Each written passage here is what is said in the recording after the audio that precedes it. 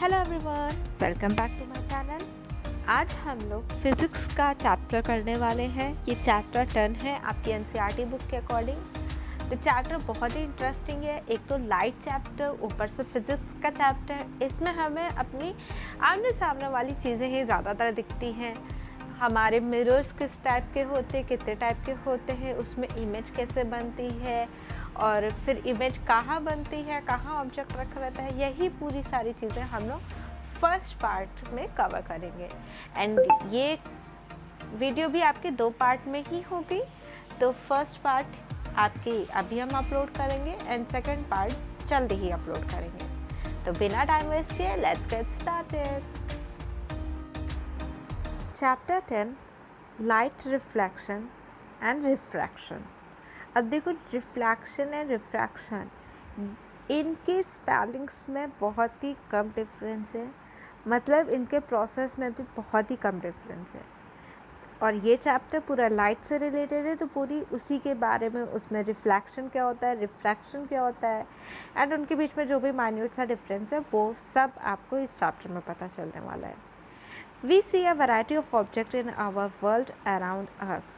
However, we are unable to see anything in dark room. और वही जब हम उस रूम में लाइट चला देते हैं तो हमको सारी चीज़ें दिखने लगती हैं। तो ये किस वजह से हमें चीज़ें दिखने लगती हैं, इसका रीज़न्स क्या है? During the day, the sunlight helps us to see the things. An object reflects light that falls on it. जब किसी भी ऑब्जेक्ट के ऊपर लाइट पड़ती है तो वो उसको रिफ्लेक्ट कर देती है, उसको वापस भेज देती है। उसी की वजह से हम वो लाइट को, हमारी आइज़ उस लाइट को रिसीव करती है और हमें वो चीज़ दिखती है। मतलब अगर कोई ऐसी चीज़ है जो लाइट को रिफ्लेक्ट ना करे, वापस ना भेजे, और जब वो वापस नहीं भेजेगी तो हमारे आइज़ तक नहीं आएगी। जब आइज़ तक नहीं आएगी तो वो चीज़ हमें नहीं दिखेगी। ये पूरी चीज़ होती है। अब इसी टाइप का होता है एक ट्रांसपेरेंट मीडियम, जिसके अंदर आर पार आपकी लाइट चली जाती है। ट्रांसपेरेंट मीडियम जैसे एक ग्लास स्लैब होता है। ग्लास स्लैब आपको बहुत दूर से देखने की कोशिश करोगे तो नहीं दिखता है, क्योंकि वो ट्रांसपेरेंट होता है। वो लाइट को वापस रिफ्लेक्ट नहीं करता है, और जब लाइट वापस रिफ्लेक्ट नहीं होगी तो आपकी आइज़ तक नहीं जाएगी। There are a many number of common wonderful phenomena associated with the light, such as image formation by mirror, the twinkling of star, the beautiful color of rainbow, bending of light by a medium and so on. अब इन्हीं सारी properties को, ये जो light की properties हैं, उसी सब चीज़ों को हम लोग थोड़ा सा अच्छे से डिटेल से इस पूरे चैप्टर में पढ़ेंगे। We observe that common optical phenomena around us. We may conclude that light seems to travel in straight line. The fact that a small source of light casts a sharp shadow on an opaque object points to its straight line path of the light, usually indicate as a ray of light. उसी को बोला जाता है ray of light.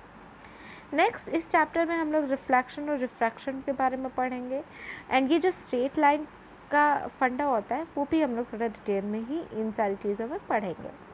There basic concept that help us to understand in the study of some common optical phenomena in nature. उसके बाद हम लोग इस पूरे चैप्टर में पढ़ेंगे कि reflection of light spherical mirror में कैसे आता है, रिफ्रैक्शन ऑफ लाइट क्या होता है, उसके एप्लीकेशंस क्या होते हैं, यही सारी चीज़ें।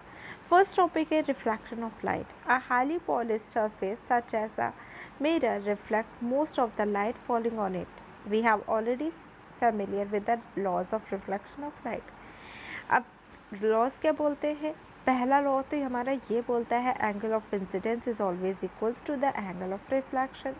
सेकेंड लॉ हमारा ये बोलता है the incident ray the normal to the mirror at the point of incidence and the reflected ray, ये तीनों चीज़ें आपकी एक ही प्लेन में लाई करेगी। These laws of reflection are applicable to all type of reflecting surface including the spherical surface. You are familiar with the formation of image by a plane mirror. अब property क्या होती है इमेजेस की? Image देखो हमारे बहुत type के बन जाते हैं, मेनली 2 टाइप के ही बनते हैं। एक होता है वर्चुअल इमेज, एक होता है रियल इमेज। जो वर्चुअल होता है, जो आपका प्लेन मिरर बनाता है, वो आपका वर्चुअल और इरेक्ट इमेज बनाता है। साइज़ भी उतनी ही होती है जितनी ऑब्जेक्ट की होती है। The image formed as far behind the mirror as the object is in front of it. इसी और हमारी इमेज लेटरल इन्वर्शन भी दिखाती है, जो कि हम लोग जानते हैं। नेक्स्ट एक्टिविटी 10.1 है, ये आप लोग अपने आप से रीड कर सकते हो। हम लोग सीधे कंक्लूजन पढ़ते हैं। The curved surface of a shiny spoon could be considered as a curved mirror.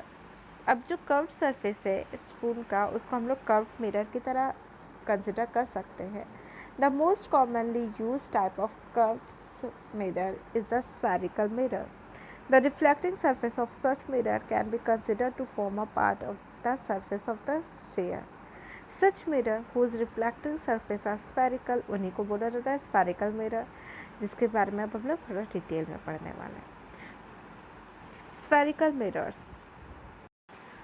अब देखो स्फेरिकल मिरर हमारे दो टाइप के हो सकते हैं। स्फेरिकल मिरर के दो टाइप के होने का मतलब है कि जहाँ से लाइट रिफ्लेक्ट होगी वो हमारे दो टाइप के कर्व बन सकते हैं, एक इनवर्ड और एक आउटवर्ड, जैसे आपको इमेज में भी दिख रहा है। A spherical mirror whose reflecting surface is curved inward, that is face toward the centre of the sphere, इसी को कॉनकेव मिरर कहा जाता है। एंड इसका जस्ट अपोजिट, जिसका रिफ्लेक्टिंग सरफेस बाहर की तरफ हो, आउटवर्ड हो, उसका कॉन्वेक्स मिरर कहा जाता है। You may have understand the surface of the spoon curved inward can be approximated to a concave mirror. और जो आपका स्पून जब उल्टे करके देखोगे, जब सरफेस बाहर की तरफ देख रहे हो, तो वो आपका कॉन्वेक्स मिरर है। Before we move further on spherical mirror, we need to conclude to recognize and understand the meaning of the few terms. These terms are commonly used in discussion about the spherical mirror. अब कुछ terms है जिसको हम लोग properly आप सबको पता होने चाहिए। The center of reflecting surface of a spherical mirror is a point called the pole. It lies on the surface of the mirror. इसको हम लोग P से represent कर देते हैं। Pole है, पोल पी से स्टार्ट हो रहा है, तो पी से इसको रिप्रेजेंट कर दिया जाता है। The reflecting surface of the spherical mirror form a part of the sphere, उसको क्या बोला जाता है? सेंटर बोला जाता है। इसको हम लोग एक और नाम दे देते हैं, centre of curvature of the spherical mirror, इसको सी से रिप्रेजेंट कर देते हैं। Please note that the centre of curvature is not a part of mirror, ये पार्ट नहीं होता है, बल्कि ये बाहर कहीं लाई करता है। The center of curvature of the concave mirror lies in front of it. However, it lies behind the mirror in case of convex mirror. You may have noted that this in figure 10.2 A and B. Radius of sphere of which the reflecting surface of the spherical mirror forms a part is called radius of curvature of the mirror. इसको हम लोग R से represent कर देते हैं। You may note that the distance BC is equals to radius of curvature. Imagine a straight line passing through the pole at the center of curvature of the spherical mirror. इसको हम लोग principal axis बोलते हैं। Remember that the principal axis is normal to the plane to its pole, normal to the mirror to its pole. Next activity 10.2, ये भी आप लोग अपने आप से रीड कर सकते हो। The paper at first begins to burn, produce smoke. Eventually, it may catch fire. अब इस पे आग कैसे लगी? The light from the sun is converged to a point as a sharp, bright spot by the mirror. In fact, this spot of light is an image of sun on the sheet of paper. यही point जो है इसको focus बोला जाएगा। The heat produced due to concentration of sunlight, इसी की वजह से आपका पेपर जल गया। The distance of this image formed by the position of the mirror gives the approximate value of the focal length of the mirror. अब ये आप एक रे डायग्राम जो बनाए हैं उससे भी समझ सकते हो। Observe figure 10.2 B closely. A number of rays parallel to the principal axis are falling on the concave mirror. Observe the reflecting rays, वो रिफ्लेक्ट होके आ रही है और एक ही पॉइंट पे आके मीट कर रही हैं। एफ पे सारी पॉइंट आके मीट कर रही हैं, उसी को हम लोग बोल देते हैं principal focus. Similarly observe figure 10.2 B, how many rays are parallel to the principal axis reflecting by your convex mirror? The reflecting rays appear to come from a point on the principal axis. इस point को हम लोग focus, principal focus बोल देते हैं. The principal focus को हम लोग F से represent करते हैं. The distance between the pole and the principal focus by a spherical mirror is called the focal length, जिसको हम लोग F से represent कर देते हैं. The reflecting surface by a spherical mirror is by and large sphericals. The surface then has a circular outlet. The diameter of the reflecting surface by a spherical mirror इसको apparatus बोल दिया जाता है.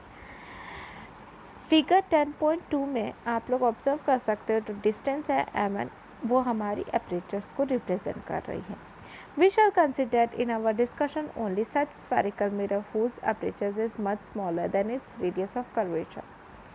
अब इससे आप एक रिलेशन बता सकते हो R का और F का. For spherical mirror of small aperture, the radius of curvature is found to be equal to twice of focal length, यानी R is equals to 2F. इसका मतलब है principal focus of the spherical mirror lies midway between the pole and the centre of curvature. इसका मतलब ये जाता है कि प्रिंसिपल फोकस आपका बीच में है, पोल और सेंटर ऑफ कर्वेचर के बीच में, तभी तो पुट वॉइस हो रहा है ना. ये था हमारा अभी तक का स्फेरिकल मिरर्स. अब नेक्स्ट टॉपिक हमारा image form bye spherical mirrors. अब हम लोग ये देखेंगे कि जो स्फेरिकल मिरर्स है ये इमेज कैसे बनाती हैं, कैसे इसमें इमेज का फॉर्मेशन होता है और कहाँ बनती है, उसकी पोजीशन क्या होती है, इसका नेचर क्या होता है, यही सारी चीज़ें अब हम लोग को थोड़ा देखेंगे. You also know that the nature, position and relative size of the image form by them. How about the image form by the spherical mirror. How can we look the image formed by the concave mirror for different position of the object. क्या ये image real और virtual होते हैं, enlarged होते हैं, बहुत बड़े होते हैं, डिमिनिश होते हैं या सेम साइज़ के होते हैं. तो यही सारी चीज़ें अब हम लोग को देखनी है. नेक्स्ट है एक्टिविटी 10.3. तो एक्टिविटी की जगह हम लोग सीधे कंक्लूजन पढ़ते हैं.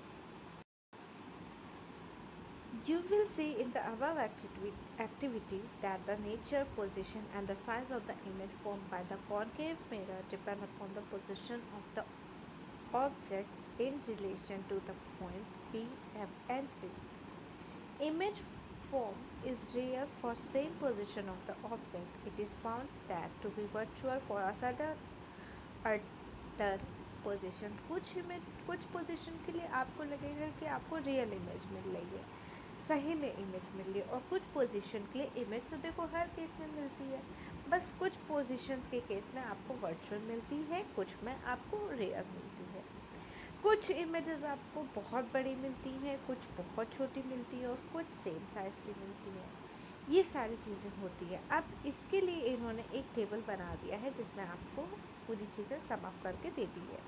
अगर इन्फिनिटी पे है आपको ऑब्जेक्ट तो पोजीशन ऑफ द इमेज कहाँ होगी, फोकस पे होगी. साइज़ कैसा होगा, हाईली डिमिनिश पॉइंट साइज होगा, मतलब बहुत छोटी इमेज. और नेचर क्या होगा, रियल और इन्वर्टेड, मतलब रियल होगी और उल्टी होगी, इन्वर्टेड मतलब उल्टी.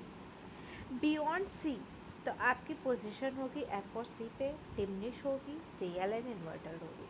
इसका पूरा डायग्राम बनता है, तो अभी जब हम आप लोग को डायग्राम बना के सिखाएंगे तो आपको अच्छे से समझ में आ जाएगा.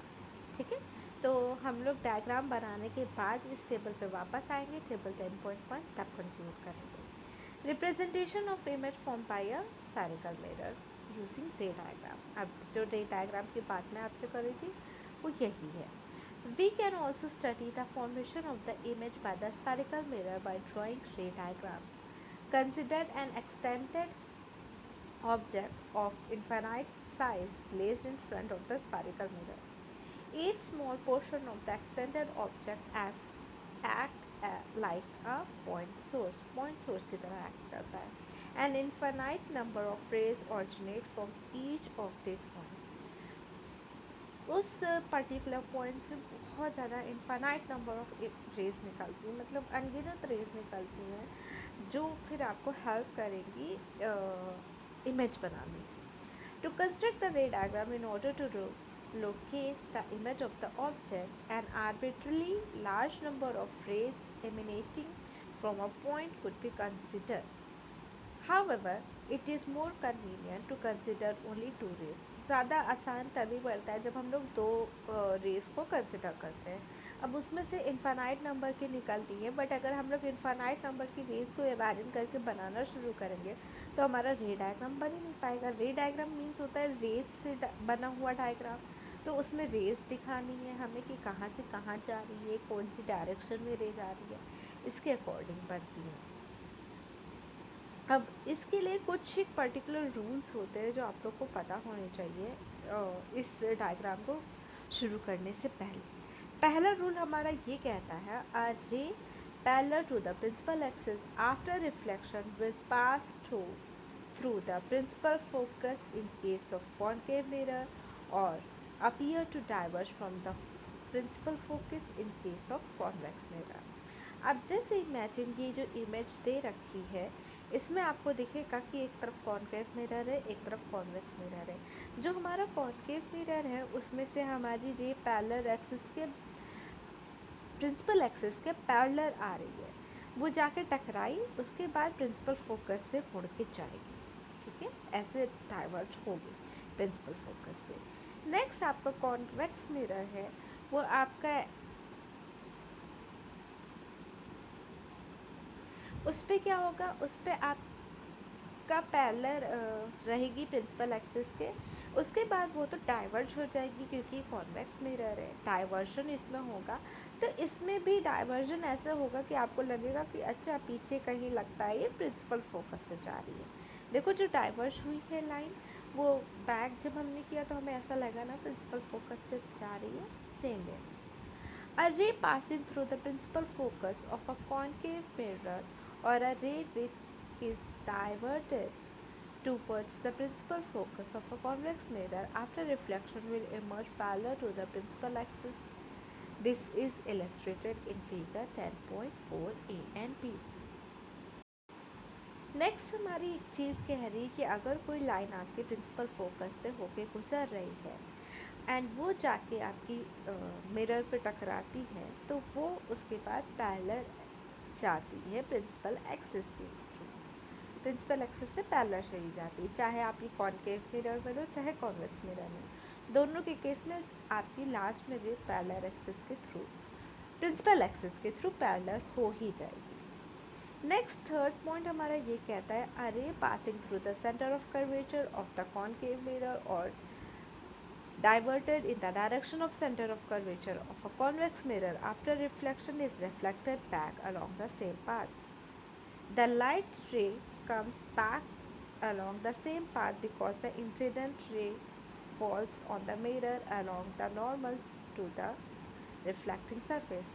अब आपकी एक पॉइंट सेंटर ऑफ कर्वेचर से जा रही है, एक रे सेंटर ऑफ कर्वेचर से जा रही है, चाहे कॉन्वेक्स मिरर हो चाहे कॉनकेव मिरर हो, तो वो रिफ्लेक्शन के बाद सेम उसी लाइन में चली जाएगी। ठीक है, ये 3-4 जो पॉइंट्स हैं ये बहुत इंपॉर्टेंट है, अभी रे डायग्राम बनाने में हमारी हेल्प करेंगे, तो इसको ढंग से समझिएगा। A ray incident obliquely to the principal axis towards the point P, that is pole of the mirror on the concave mirror or the convex mirror, is reflected obliquely। मतलब आप एक डायरेक्शन में एक एंगल के साथ principal axis की तरफ से आप रे को इंसिडेंट करते हो पोल पे, तो वो आपका अपोजिट डायरेक्शन में उसी तरह से निकल जाएगा जैसे आपको इस डायग्राम में दिख रहा है। The incident ray and the reflected ray follow the law of reflection at the point of incidence, making equal angle with the principal axis. Remember that all in above cases the law of reflection are followed. सब में follow होगा law of reflection. At the time of incidence, at the point of incidence, incident ray is reflected in such a way that the angle of reflection equals to the angle of incidence. Next है image formation by concave mirror. अब पहले हम लोग concave mirror में image formation देखेंगे, फिर हम लोग कॉन्वेक्स मिरर में देखेंगे, तो ये बहुत इंपॉर्टेंट है, इसको आप लोग थोड़ा ध्यान से देखना। अब देखो मैंने image formation by concave mirror पढ़ा है कि कॉनकेव मिरर में सारी इमेजेस कैसे बनती हैं। अब इसमें बहुत सारी पोजीशंस आ जाती हैं, तो वो सब हम लोग देखेंगे डिटेल में। ठीक है, अब मान लो हमारा कॉनकेव मिरर एक ऐसे है, अब आप ये डायग्राम स्केल से बनाओगे तो आपका और अच्छा और सही डायग्राम बनेगा। अब हम तो रॉ डायग्राम बना रहे हैं, इसलिए थोड़ा सा मेरा हो सकता है गड़बड़ बने। ठीक, ये हमारा एक प्रिंसिपल एक्सिस हो जाएगी। एक हम लोग स्केल से मार्क करेंगे फोकस को, और ये हमारा आर हो जाएगा सेंटर ऑफ कर्वेचर। जितना फोकस होगा उतना है, जितना फोकस, और ये पोल होता है, याद है ना कल हम लोगों ने सारे पॉइंट्स क्लियर किए थे। ये वाला पॉइंट हमारा पोल, ये वाला फोकस और ये वाला आर। जितना डिस्टेंस एफ और पी की होती है उतनी ही आर और एफ की भी होती है, मतलब एफ पी बराबर एफ आर। ये ध्यान रखना, हमेशा ध्यान रखना, जब आप डायग्राम बनाओगे तो ये बहुत इंपॉर्टेंट रोल प्ले करेगा। ठीक, अब फर्स्ट है हमारा इसमें, जब हमारा ऑब्जेक्ट इन्फानाइट पे होता है, मतलब बहुत दूर रखा है, तब हमारी इमेज कहाँ बनेगी, हम लोग ये देखेंगे। और इमेज का नेचर कैसा होगा ये देखेंगे। ये 2 पॉइंट हैं जो हमें हर उसमें कवर करने हैं। ठीक, अब देखो ये कहीं इन्फानाइट पे रखी, कहीं बहुत दूर रखी होगी, यहाँ कहीं पे भी रखी होगी, हमें पता ही नहीं एग्जैक्टली। तो हम लोग ये इमेजिन करेंगे कि इसमें से रेज आ रही है बहुत सारी, जो पैरेलल होगी प्रिंसिपल एक्सिस से। ये रे एक गई, एक रे ये गई, ऐसे रेज आ रही है। ठीक है, अब ये यहाँ टकराने के बाद सब फोकस से जाएंगी, ये भी यहाँ फोकस से जा रही है, ऐसे जाएंगे। अच्छा, ये रे डायग्राम में एरोज बनाना बहुत इंपॉर्टेंट होता है, तभी तो पता चलेगा कि रे किधर चल रही है। ठीक है, तो हमारी इमेज कहाँ बनेगी, जहाँ ये सारी रे कट कर रही है, एक दूसरे से मिल रही है, वही कन्वर्जन होने के बाद ये रे हमारी यहाँ फोकस पर मिल रही है। और कितनी देखो पॉइंट साइज मिल रही है, बहुत ही छोटी सी मिल रही है। तो image form that focus point size और पॉइंट साइज डिमिनिश, बहुत छोटी होगी ना, बहुत छोटी, डिमिनिश्ड और वर्चुअल होगी, वर्चुअली इरेक्ट होगी, उल्टी बनेगी। ठीक है, तो ये 2-3 पॉइंट्स हैं जो आपको याद रखने हैं जब भी आप ये डायग्राम बनाओगे। इमेज कहाँ बनेगी, नेचर क्या होगा। ठीक, ये हमारा इन्फानाइट का। अब हम नेक्स्ट डायग्राम अपना देखेंगे, जब हम अपना ऑब्जेक्ट सेंटर ऑफ कर्वेचर के पहले रखते हैं। ये हमारा convex mirror, sorry concave mirror. Next beyond our, तब हमारी इमेज कैसे बनेगी। ये रहा P, ये रहा F, ये रहा R। अब आपका ऑब्जेक्ट कहीं ऐसे रखा है, ठीक है, इसमें से एक रे ऐसे जाएगी जो मुड़ के इधर चली जाएगी, हम वो बना ले, रेज बना ले। ठीक है, और दूसरी रे हमारी ऐसे कहीं जाएगी, यहाँ टकराएगी, और टकराने के बाद फिर वापस इधर ही आ जाएगी। हमने कल पढ़ा था ना पॉइंट्स पे सारे, तो हमारी दोनों रे कट कहाँ हो रही है, यहाँ हो रही है, तो हमारी इमेज यहाँ मिलेगी। इमेज कहाँ मिलेगी, बिटवीन आर एंड एफ। और नेचर क्या होगा, नेचर ये छोटी होगी, डिमिनिश्ड होगी, उल्टी होगी, इरेक्ट होगी, ऐसे बनती है। ठीक है, अब हम लोग देखेंगे जब हम लोग आर पे रखेंगे तो कैसी इमेज बनेगी।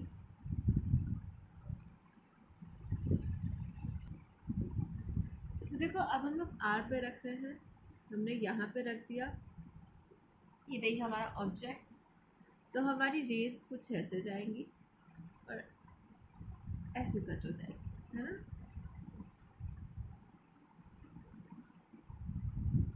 ऐसे नेक्स्ट हमारी एक फोकस से जाएगी और वो हमारी फिर पैरेलल हो जाएगी, ऐसे बनेगी। तो ये बना, तो हमारा ऑब्जेक्ट का हमें इमेज कहाँ मिली, ये हमारी इमेज रही यहीं पे। अब हम लोग एरोज़ बना दें, एरोज़ बहुत इंपॉर्टेंट होते हैं इसमें, इसलिए हमने एरोज़ भी बना दिए। तो हमने जब आर पर रखा तो हमें इमेज भी आर पर ही मिली। कैसे मिली, सेम साइज़ की मिली, एकदम जिस साइज़ का ऑब्जेक्ट है उसी साइज़ की इमेज भी मिली और उल्टी मिली। ठीक, नेक्स्ट हम लोग आर और एफ के बीच में रख रहे हैं, तो हमने ये रख दिया। ये रहा हमारी पहली रे, ऐसे गई। ठीक है, नेक्स्ट हमारी कैसे जाएगी, नेक्स्ट रो हमारी फोकस से होके जाएगी, जो बाद में जाके पैरेलल हो जाएगी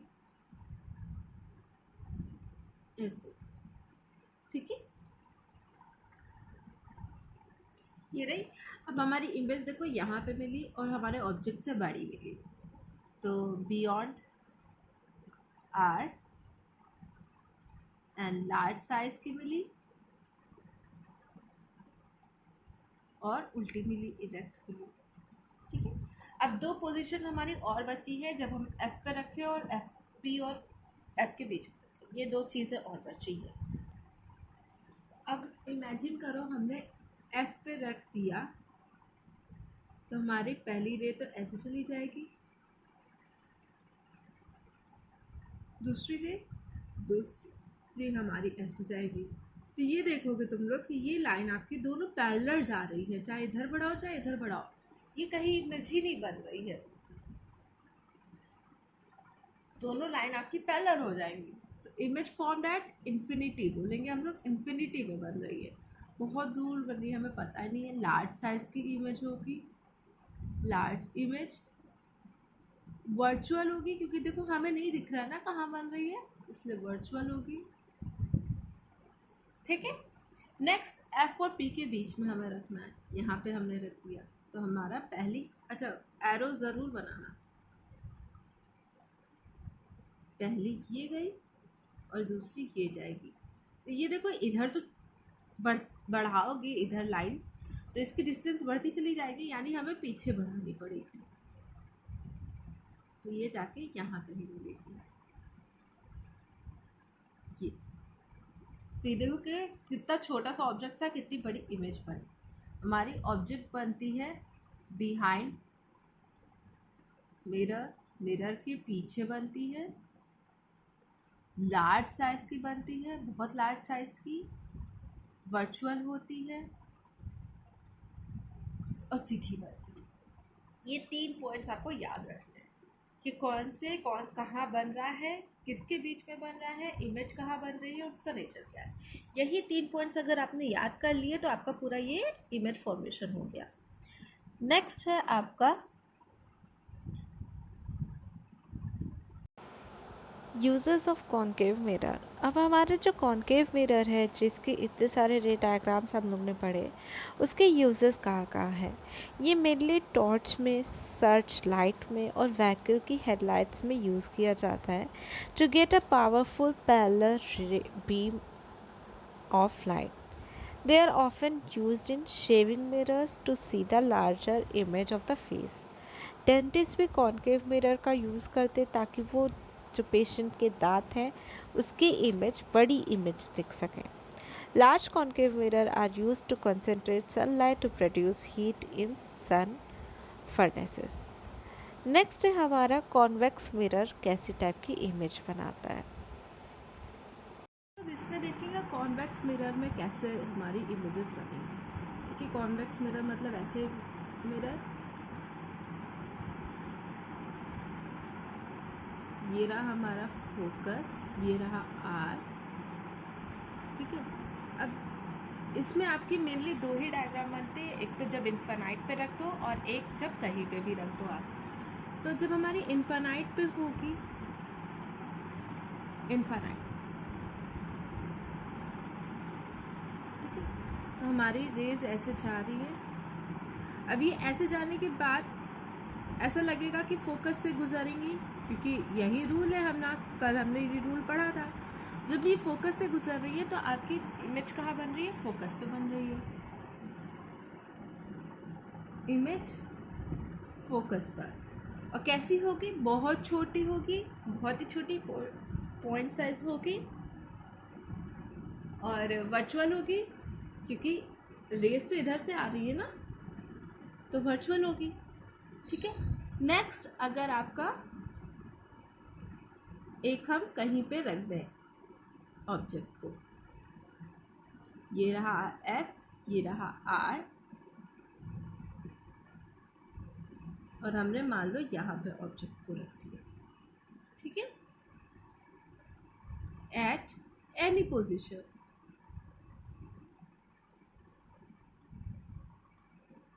तो अब देखो, हम लोग यहाँ पे भी रख सकते हैं, यहाँ पे भी रखेंगे, कहीं पे भी रखोगे इसी टाइप की इमेज बनेगी। ऐसे गया, ये ऐसे जाएगा, फोकस से होके गुजरेगी ना। नेक्स्ट आपकी लाइन एक इससे जाएगी, पोल से होके जाएगी। सॉरी, नेक्स्ट लाइन आपकी सेंटर ऑफ कर्वेचर से होके जाएगी। सेंटर ऑफ कर्वेचर यहाँ है आपका, तो ये कुछ ऐसे जाएगी। ठीक, अब ये दोनों कहाँ कट रही है? यहाँ कट रही है, तो ये रही आपकी इमेज। अब ये इमेज का नेचर कैसा है? F और P के बीच में बनी है, सीधी बनी है। देखो एकदम सीधी है, जिस पोजीशन में हमारा ऑब्जेक्ट था उसी पोजीशन में इमेज भी है। सीधी बनी है, इरेक्ट होगी, मतलब सॉरी इरेक्ट नहीं, सीधी होगी, वर्चुअल होगी और छोटी होगी। तो ये 3 पॉइंट्स आपको याद रखना है। बस आपका कॉन्वेक्स मिरर में यही 2 टाइप की इमेज बन पाती है। तो ये जितने भी हमने आपको इमेज फॉर्मेशन रे डायग्राम सिखाए हैं, ये सब आपको बना के प्रैक्टिस करना है, देख के नहीं, बना के प्रैक्टिस करना। ठीक है। अब इसके यूजेस क्या है, कॉन्वेक्स मिरर के यूजेस क्या क्या है? ये रेयर व्यू मिरर में यूज़ किया जाता है जो व्हीकल्स में होता है। This mirrors are fitted on the side of the vehicle, enabling the driver to see the traffic behind him or her to facilitate safe driving. Convex mirrors are preferred because they are always given erect through diminished image. Also, they have wider field of view as they are curved outward. Thus, convex mirror enable the driver to view much larger area that would be possible with a plane mirror. अब convex mirror को क्यों use किया जाता है? क्योंकि इससे आपको ज़्यादा एरिया में चीज़ें दिखेंगे as compare to plane mirror या कॉन्केव मिरर। इसलिए हम लोग जो व्हीकल्स होती है उसमें जो साइड मिरर होता है उसमें हम लोग कॉन्वेक्स मिरर यूज़ करते हैं। अब देखो, इसका हम लोग ने 2 टेबल छोड़ी थी, वो टेबल अच्छे से अब आप देख सकते हो।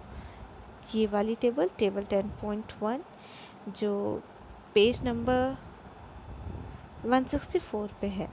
तो ये टेबल अब आप पढ़ोगे तो आपको अच्छे से समझ में आएगी। एंड एक टेबल इधर कॉन्वेक्स मिरर के बाद है, क्योंकि कॉन्वेक्स मिरर में हमारे 2 ही टाइप के इमेज बनते हैं। तो एक टेबल ये है, अब आप इसको पढ़ोगे तो आपको अच्छे से समझ में आ जाएगा। ठीक है।